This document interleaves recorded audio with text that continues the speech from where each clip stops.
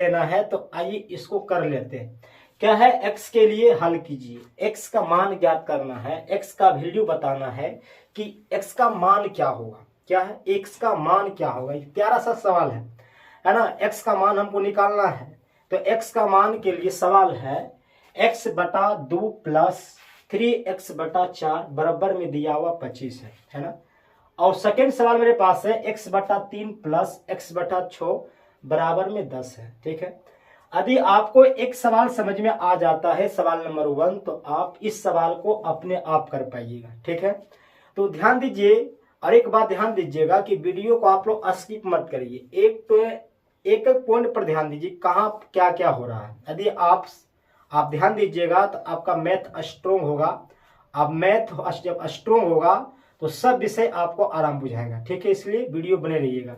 आइए सवाल देखिएगा, x बाय 2 प्लस 3x बटा 4 बराबर में 25 दिया हो। यदि इस तरह सवाल पूछे तो पहले आप क्या करो, ये ध्यान दो।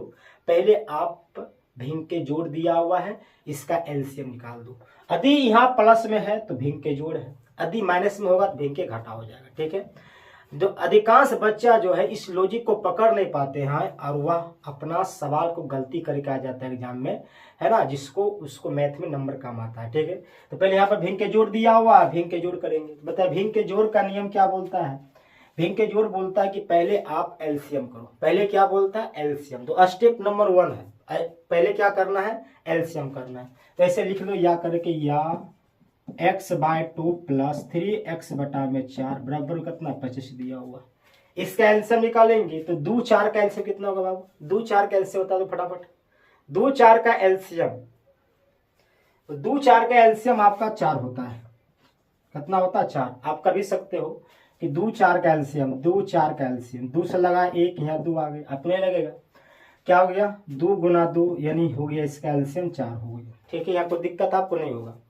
अब ये देखना है कि दुक्कम जो है 4 के बार में आता है, तो 2 दूनी 4 आता, 2 बार में आता है, तो जो आ रहा है गुना ऊपर हो जाएगा, यहाँ से गुना करें कितना हो जाएगा, 2 गुना x हो जाएगा 2x।